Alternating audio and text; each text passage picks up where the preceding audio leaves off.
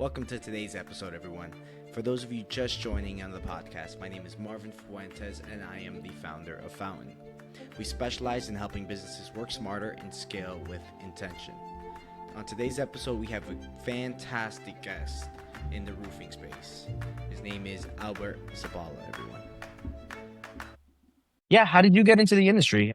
Well, I started working with another company, which is in Georgia, was probably at the time number one or number two. And I was, a guy there in, probably 50 years old, 49, 50 years old, and I had to reinvent myself. And then I answered a Craigslist ad that, hey, you can make X amount of money and, whatever, on roofing. And I went to, a cattle call meeting where they bring in, 20 people and, pie in the sky and all this kind of stuff. And, but it did make sense. And, I worked, for them for about just under 2 years. The first 6 months I was, they told me I'd never have to climb roofs. They had people climbers. It was all nonsense and lies just to try and get people in.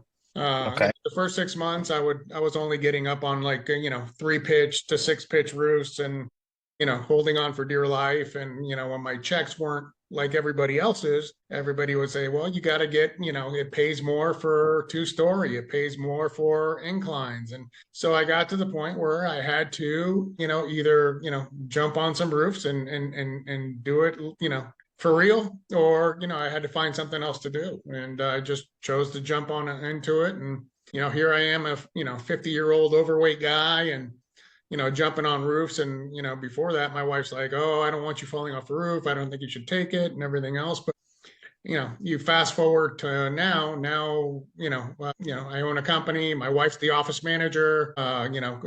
We have another office in Livonia with another set of owners there that came from, I went from one company and then I went to, I don't know if I'm not allowed to mention companies, but I went to another company that I basically, I sold for them for 3-4 years and they were happy with me. And I said, let's open an office. I opened an office. I got it up to about $5 million in sales, pretty much almost beating the home office. And, they were impressed, but they were almost jealous at the same time. It created a little bit of friction. So me and my wife decided to leave and open up our own thing. And now this is year 2 and we're, we haven't missed a beat. And, we'll probably end up around $5 million this year in year 2. Wow. I've got 13 project managers out there. They all have a wrapped truck. They all have their own cell phone numbers on it. And the way we market ourselves is we're creating your company within our company. And we mean it. They get things that are basically help that we give them to build them as the roof guy in their area. So, a lot of people promise that, but they don't deliver it. We've wanted to solve the biggest 2 problems in the roofing industry, which is transparency on your deals and getting paid quickly. So we literally pay every day and the folders are there with all the costs. Anybody ever has any doubts, here it is. Boom, open it up. Let us know what else you need. So I had the benefit of leaving and a few people following me, and I set it up whereas the commissions are about as high as you're going to get, but we also do profit sharing. So, we also do profit sharing. So if someone's on board, they've been here for the year and they've produced, they're going to get that big check. Once we file our taxes, profits are declared. And based on square count, we divide it up and everybody gets a check.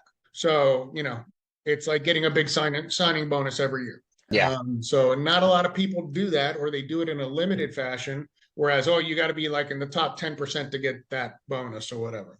Here, everybody. Is that common in the industry? No, it's not. I've only seen one company do it, and it was very, very limited. You had to essentially be in the top third of the company or quarter of the company to get that bonus. So, that's basically been our success is, we do have the common problems other companies have. You do have people that come in that have their issues, their drug issues or their personal dramas and that kind of stuff. And we basically, try and keep this company drama free. It doesn't always happen, but you do what you can. And those guys that are out there, well, we give them tools like they'll go out and, everybody who has been producing for a while, they have a chamber of commerce that they work. So we pay for the Chamber of Commerce, and now they're hobnobbing with all the who's who in that town and building contacts and everything else. So we have a multi-tiered approach to help our guys, achieve Yeah. what they need to achieve.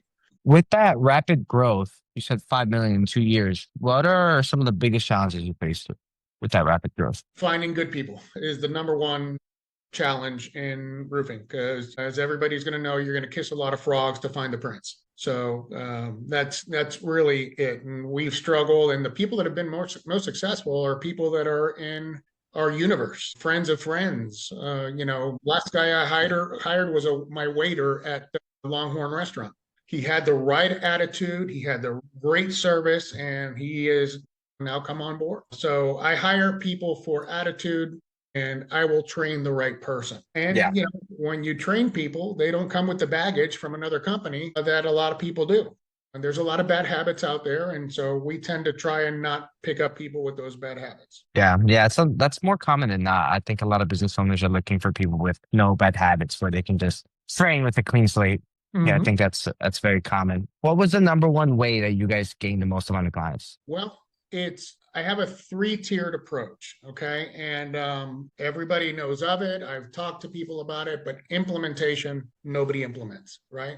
So the first thing we did was establish a community. From day one, we reached an agreement with a charity called Folds of Honor, and they are a military charity, and a portion of every roof that we put up goes to a fund that we cut them a check at the end of the year. So, last year we cut them a check for 10,000.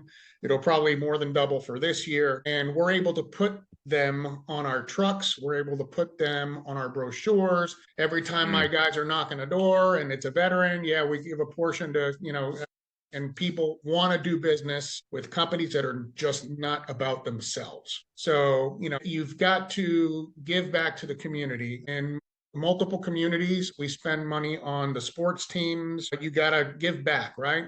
On the football team, the basketball team, the wrestling teams. And, I am networked completely through the community with like realtors. Like they'll have events and they'll say, hey, can you come in and bring your tents? Absolutely. We'll bring a tent. We have a dozen cornhole board sets that we supply to everybody for free. Whoever organization wants to use them, it's got our logo, it's got our phone number. So we are a marketing company first. And that's what I like telling people is we're a marketing company first. We also do roofing, right? With that in mind, the product doesn't matter as long as it's a good product, right? I can bring in something else tomorrow, and under that name, if I'm fully marketed, I'd have no problem making that a successful product, because again, I'm in the marketing of it first. But getting back to how I go about I've been working for years with realtors, insurance agents, project management companies. And basically what I've done is develop those relationships. I'll do what we call a lunch and learn. So you got my background a little bit. I was a pharmaceutical rep for a long time, for like 2 years. And so I was also an insurance agent. So what I did was take things out of those industries, put it together, stick it in a blender, and put it into roofing. So, the pharmaceutical rep goes to doctors every day and visits and, hey, how you doing? And then once a month, they set up a lunch and they buy everybody their lunch and they talk about their product. So what I do is I do lunch and learns for the realtors, and I'll go ahead and spend $300 and I'll have 20 realtors in a room, and I'll leave there with 4 or 5 leads in hand sometimes. And then just show them. And I tell them, give me 10 minutes of your time. 10 minutes starts turning into a Q&A, and it turns into 40 minutes. And I show them what we can do for them. That's all they care about, is how can I keep their wheel moving on their due diligence and everything else. So, I literally, not picking up the phone, I'll have, 10 leads a week just from realtors. And those are people that are in a pinch. They need a roof, they need a report, and we'll do a free report for them. We use Company Cam and do the free report, and then that report will include a full roof replacement price if they need it.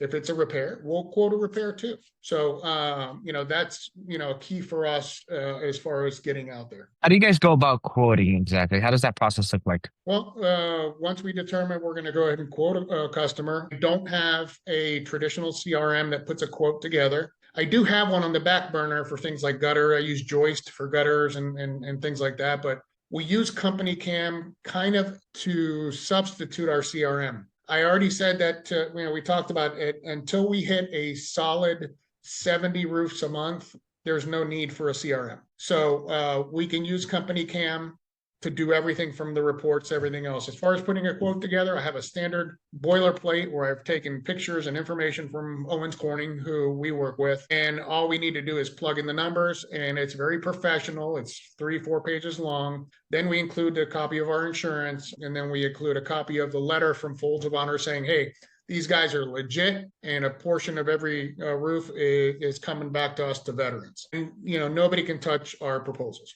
We don't, do we lose customers here and there? Yeah, because there's always going to be somebody that buys on price. I'm not going to be the cheapest guy out there, nor do I want to be. But every project manager we have, which are 13, and they're in different areas, they have this ability to do this report or this proposal, because all they have to do is plug in the numbers. Got it.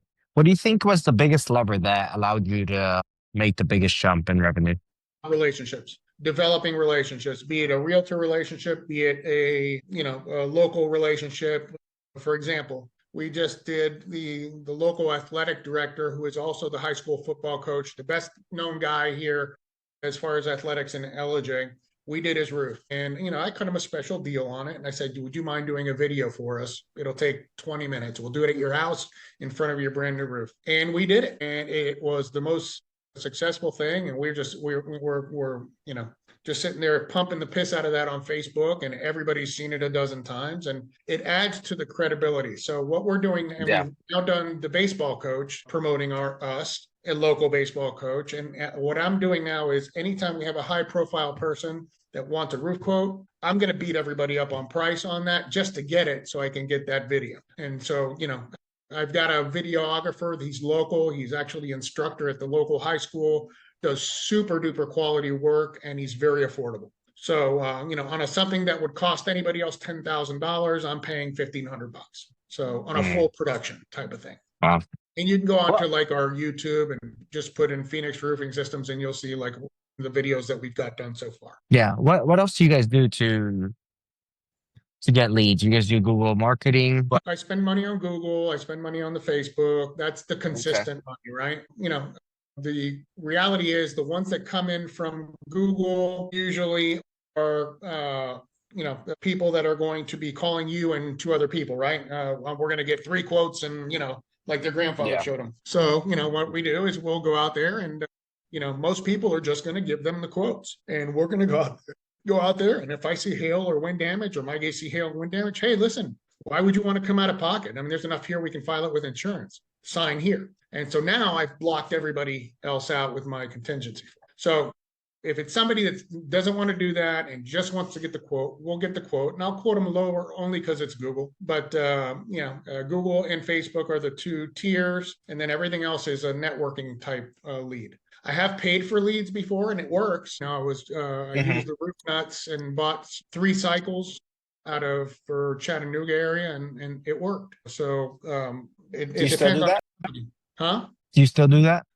We've stopped for right now, but we're probably going to crank it on here in a little bit. Is there anything you haven't tried marketing wise that you want to try? Wow, that's a good question. The only things I probably haven't tried are things that are going to cost a lot more money to do. And once we're at that point, I will do it. I think I'd like to try doing, we did test some of the streaming services. Like we got on Roku and we advertised a little bit on that. And that seemed to interesting. Get the name out pretty good, and it's fairly cheap. Was actually cheaper than local radio. Yeah. Okay. I think we got something like 3,000 views for $500. Really? Yeah, on TV. I haven't heard anybody try that yet. Yeah. So it's affordable right now. If I had unlimited money, I'd probably just blanket, Hulu and Roku and all the streaming services. But hey, I got on CBS Sports there with my commercial and all the other things, 3,000 in the month for $500. That's not bad. Yeah, it's not bad at all. Have you tried Reddit? I have not. Yeah, I hear some people are trying that as well. I hear it's not that expensive as well. Yeah. So that's another one. If you had a magic wand to solve any business problem that you have, what would that be? I would say just finding good people. And we have just spent a lot of money hiring a sales rep university. to kind of take the charge on that. So they're basically funneling people to us now here starting next week. We're hoping that, because roofing is one of those industries. If you find one or two, three key players, dude, it changes a company, right? Yeah. So that's essentially what we're trying to do is find those $1 million players, right? Like any other business, 80% of the revenue comes from the top 20% of the people, and that Yeah. will never change. And what makes your company stand out from the other players in the industry? Why would somebody want to come to your company instead? Well, I can't speak for the whole industry. I can speak to you in my area is execution. We have a plan and we execute the plan. And you'll find a lot of times I find in this area, they're just playing catch up with me. And which is odd Okay. because again, I've been in business 2 years and I'm beating the snot out of most people in this area. And it's only because, number one, I do have a trajectory. I did build another company locally. Everybody knows me as the roof guy, right? And so when I started, I basically, I let everybody know, hey, I'm still here. I'm still me. It's still the same crews. It's still everything. Nothing changes. So, but, there's a lot of guys locally that have a little bit of envy as to as far as what we're doing. Is there maybe an incentive that you give your guys that other companies don't give that would want them to come to you instead? Well, I will tell you that probably I do more than anybody else. So when you go to most other companies, dude, they'll make you pay for their polo shirts. They're not giving you Okay. cougar paws to be safe on the roof. I give my guys cougar paws. I give my guys Ridge Pros or goats, whatever they need to stay safe. And that's one of the things we do that nobody else does. And that's to me, that's more important because we want to keep people safe, right? And we want them scared off their ass when they go up on a roof. Yeah. They get all the swag, they get all the shirts. Come wintertime, they'll have pullovers, they get hats, they get you name it. And if they're knocking insurance and they're knocking here and there, I got all sorts of pens and pads and trinkets and you name it, where they could come in and just hand out a few things along with their card and develop the local business, right? Yeah. That's good because that makes them feel like, just the feeling of being taken care of is very important Yeah, and for I'll wrap anybody. their trucks. And I wrap their trucks. They'll get a wrap truck with, and our graphics are, I don't know if you got to see it on the I did, website. yeah. The graphics are stupendous. It stands out, and people know us, because of the graphics. Yeah, absolutely. But what does your day to day look like now? 2 years down the road, after $5 million, what does day to day look like? Well, it used to be where I was out there and doing the roofs and jumping on roofs, night and day and making the magic happen. And then it morphed into when I ran another office is just hiring and, keeping training, training is super duper important for us, probably more so than a lot of other companies, because we want to make sure that you're not an embarrassment when you get in front of that adjuster, you're on a level playing field. And, adjusters love us because of that. There's a lot of people, especially down near Atlanta that are ripping up shingles, trying to get a paycheck. And, my guys don't do that. They'd be fired instantly, so we train them to basically go, look for damage, how to look for damage. We train them also when they're new, to tell the adjusters they're new and ask the adjusters for an education. And you would be shocked to see how willing these adjusters are to help somebody who wants to do things the right way. And so they get a free education, right?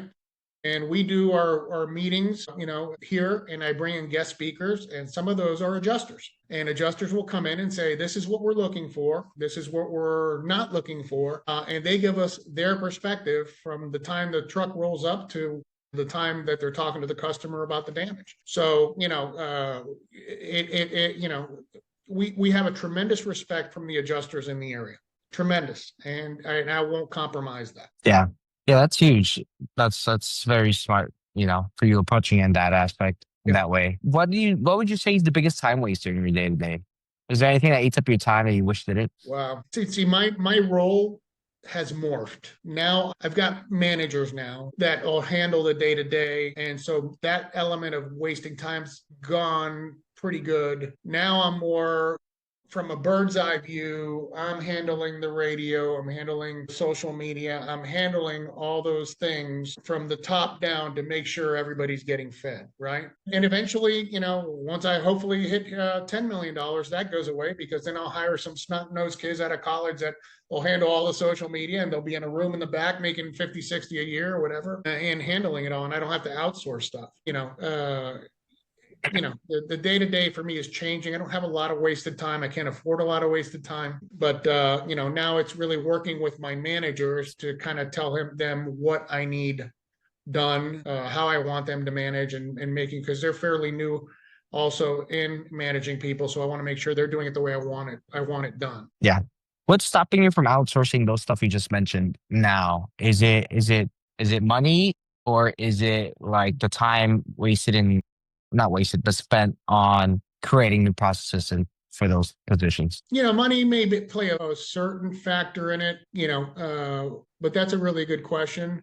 I think those kind of things will come with a certain amount of success or a certain level where you Okay. can't, like I couldn't handle things before. Now I delegate to sales managers.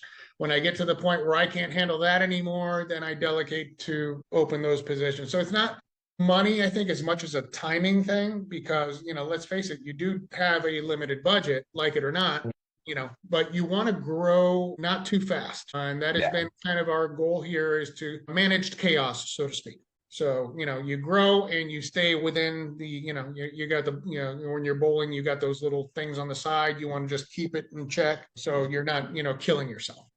And at the end, everybody, wants to eat. Everybody wants to make a good living, and we want to make sure that's happening on the way up. And I don't want to, choke us with money just because I want to fill up with a bunch of positions.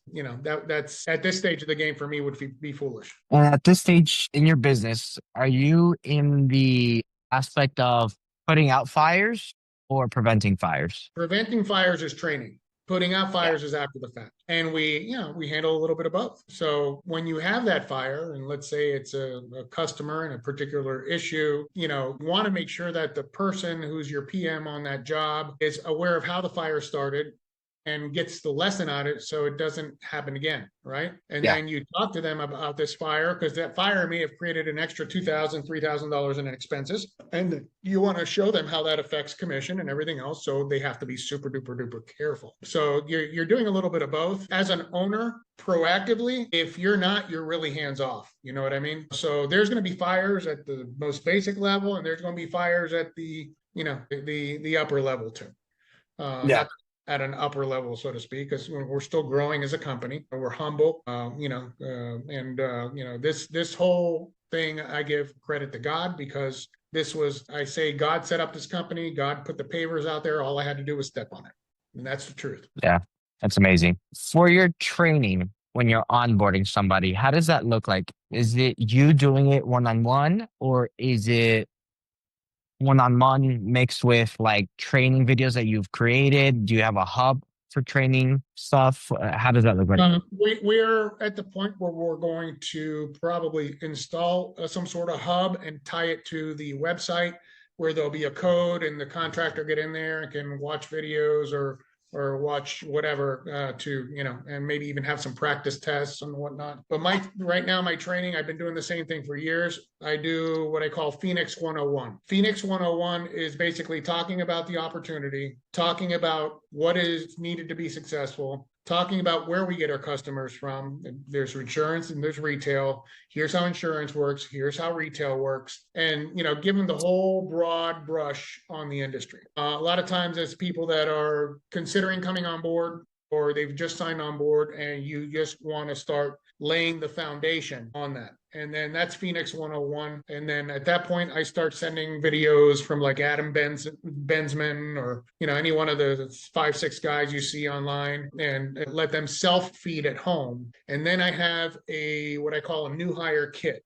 The new hire kit is about 35 pages long, and it talks about the position and about the company from day one to all the way through to comp, to objections, to you name it. So it took me, 50, 60 hours to put everything together, but they have that manual that they can take in their truck and kind of read when they're having any doubts. It shows what hail damage looks like. It shows on gutters. It shows what hail damage looks like on AC units. It goes through a full inspection, how to do a full inspection. And on top of that, we basically will do Phoenix 201, which is your second level. Now we're talking about how to write up a contract. So we wait till they get to a certain level, and then we'll come in and how to write a contract, how to work in insurance paperwork. They don't have to know it thoroughly yet, but they got to get acclimated to it because we have a back office that handles the insurance, but they got to know how to write it up when they get to the customer's house. Yeah. And the 201. And then what we do is we get them out into the field with our most experienced people. And what they're going to see is guys that are out there knocking doors. We are a door knocking company. And when you're hired, that's understood. If you're coming here to try and make money, just, being nice and whatever, you ain't going to make it. You got to go out there and knock doors. So they'll go out there and get a taste of my guys knocking doors, signing deals from beginning to end. And then I go through the whole cycle, the insurance cycle, for the signing the HOA, our homeowner authorization, which is our contingency, then going to the adjuster meeting, then going to, signing the addendum, whereas converts, that to a build contract, and then going through to the build where they're now the PM, right? And, if they need anything, they're running to go get it, and they're the whole time with their company cam, they're taking pictures, they're documenting the whole thing. And then finally, they're picking up that final check. So we insert them in all 4 or 5 stages of that so they can see it and view it 2 or 3 times before they're left to do it on their own. We hold more hand here than probably anybody else. It's good because I'm sure you get paid back in dividends, and also by preventing a lot of problems later on. You get big companies down, there's companies, that are big companies, and all they do is they hire 20 guys at a time, put them in a room, take them all in a van, meet in a neighborhood, and whoever works out, right? They get absolutely no forget, safety gear. They get no instruction. They'll sit them in a room for maybe a week. Maybe they give them a little bit of pay, maybe not. We give guys training pay, and then we basically, with some guys, we'll ramp them up and give them a lead or two and work the lead with them until they get legs underneath themselves. Got it. Everybody's Go ahead. Yeah, I was going to say everybody's different, and there's varying levels of support. So, we'd like to think we're on the top tier as far as helping people learn the business and rock and roll. I like to say that if people come here and they don't succeed, it has nothing to do with what we did, because we gave them every tool in the book. And it all boils down to one thing. If you knock doors, you succeed. If you pretend to knock doors, you don't. Period. End of story. What's the company size currently? We got 13 project managers. We have the 4 owners, and then we have a couple people that are marketing to realtors. We put them in a wrap vehicle, and they're out handing out trinkets, saying hello, and they go from realtor to realtor to realtor to insurance. They go out and just promote the name. Okay. How far out do they go? We're pretty spread out. Basically, we are Athens to like South Carolina, not Greenville, but like Andrews and just over the border where the population is. And then we'll go all the way as far as Murphy, North Carolina, and then Chattanooga, Tennessee. We divide it up on highways. So we have the I-5 corridor with representation on it. We have the 400 corridor now being developed. And then we have the 515 corridor we are fully covered there. And then we're now also working in the 75 corridor to Chattanooga. So Cartersville to Chattanooga. Just out of curiosity, how many realtors do you think you guys touched on? Oh God. I mean, just in lunch and learns, and we've done hundreds where we've gotten in front of them. Yeah. So, but it works. I mean, it works as long as you stay consistent, as long as you're willing to spend the money on lunches. They're not cheap. Every time you go there and you go to Chick-fil-A, you got 15, 20 people, you're going to spend $300. You know what I mean? Yeah. But if you walk out of there with 2 or 3 leads, one of them's going to pay for it. So it doesn't really make a difference. Yeah. Are there any trends that you see emerging in your field that you are preparing to adopt? Any what? Trends. Trends? Are there any trends? Yeah. Well, everybody's scared to death of the AI thing. I see a place for it in the future. I don't know if I would ever explore. I'd probably retire before that became a big thing in roofing where, you just got auto dialers with AI bots calling people all day long, setting up appointments. I don't know if I'd be in that thing. I'd rather just buy leads. Or my first goal is always to hire people, give them an opportunity to work a specific area, right? Yeah. The door knocking will never go away. It will never go away because it's human contact, it's face to face. And if you got somebody that's working that area and he's from that area, they speak the same language. They went to the same schools. So you use people's warm market a lot in that instance. You start with you when you bring somebody in, right? Well, who do you know? Let's go there. Who do you know? And it's self-fulfilling thing. The more people you bring on that are successful, the more people hear about you and they want to, join on. We're bringing a retired adjuster here that's been in the business, 25 years with a wealth of knowledge. He's going to be working to develop, the Lumpkin County and Dawson County for us here shortly. And, ironically enough, he was the first adjuster that was on a roof with me 9 years ago, and I didn't know anything. And I was explaining to him how blisters were actual hail, and he was chuckling at me. So, the world's a big circle, right? Now Yeah.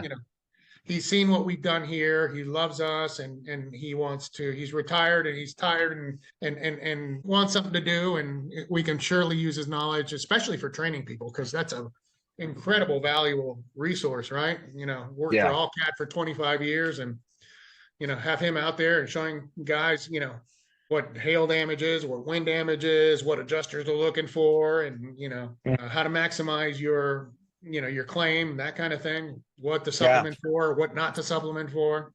So we're excited to have him on board starting next week. Where do you see yourself a year from now?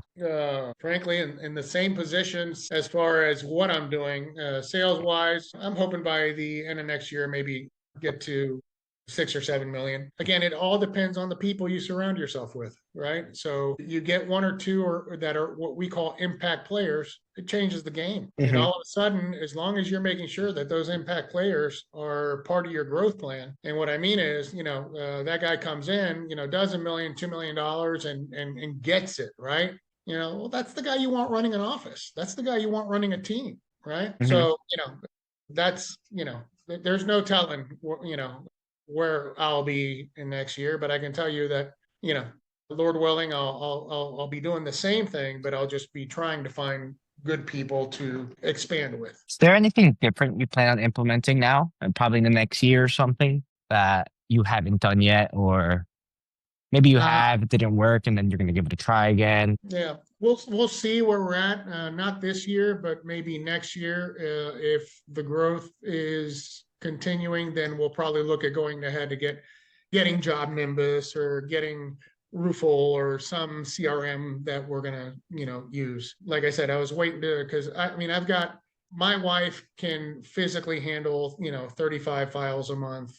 Sandra, who is our office manager on the Livonia, Athens area, she can Yeah. handle 35 files a month, no problem, because they already have, my goal is to get to a point where now we'll bring in that CRM. Now, at that point, I'll bring in somebody to replace them and just full time have, because we're all owners here. We're all active participating owners. So, Yeah. at that point, we'll look at replacing us and kind of, take another bird's eye view for them. Because at that point, now we're having them pop up to another office, developing the other office, showing them what to do. And so that's kind of our tentacles. Right now, we're a hub and spoke model. Whereas we have the center, so everybody puts all the orders, the deals, and everything on Company Cam, and then they say, hey, everything's uploaded, including the documents. So now all four of us can pull the deals for what we need. So in the case of Sandra, she does the insurance. She's our insurance specialist. So she'll pull what she needs. Case of my wife, she's front end. She does the commissions. She makes sure the paperwork's clean, all that kind of stuff. And then you have Zach, who's, so it's two couples, me and my wife, and Zach and Sandra. Okay. They're married as well. And Zach is the operations guy. He takes the orders, converts it to materials, converts it to crews, and sets up, Mm. everything as far as the drop, pickups, everything on that front. You answered my question I was preparing, which was how does that dynamic look like? But You answered it perfect. So interestingly, that's why we were jumping good right off the jump is Sandra's been doing the insurance thing for 12 years. Okay. Zach's been doing operations for 12 years. Nothing new. My expertise is sales and marketing. And my wife she worked for corporate America for 30 years and she's organization, right? So everybody's got their thing, but we all gel together. Yeah, that's amazing. That's a perfect dynamic you guys have going on. Yeah. It was a God thing. The whole thing was a God thing. Yeah, that's amazing. And out of the the demise of one company, we formed. So, and I'm not going to mention companies, but we say is, out of the ashes, the phoenix will rise. And that's what gave the name. Interesting. It's great. Not I don't see that as a tagline on your website. Maybe. No, it says rising to the top. I see. Okay. Right? So that's the story of the phoenix. Out of ashes, it rises and creates this whole new thing.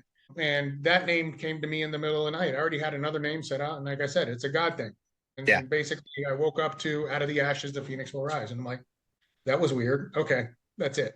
Nice. One last question. I don't want to take too much of your time. What is one piece or a few pieces of advice you would give to somebody wanting to start their own business and get to where you are now? I would say work for somebody else first. Learn the structure, learn the business upside down, before you start jumping on your own. And it takes more than 3 months because I've had guys leave me and in 3 months go and start businesses and they fail because number one, they don't understand it takes a lot of money to get this thing up and running. Okay. If you're out there and you're going knocking doors, if you go close 9 contingencies and you get 7 of those approved, you better have $200,000 in open line of credit with somebody to get those materials. Even if you get those first checks up front, which by the way, doesn't always happen because, it's got to go to the mortgage company or it gets lost in the mail, you're choked from the jump. So you have to start with a good lot of money. You got to have your liability insurance. That's not free. Right. And if your liability insurance, now if you're going to wrap a vehicle, guess what? That's going to be a commercial policy. It costs more money. You got to have a marketing plan, an advertising plan. This is not just, whatever. Set up a goal, a plan for 1 year, 5 year, and 10 year.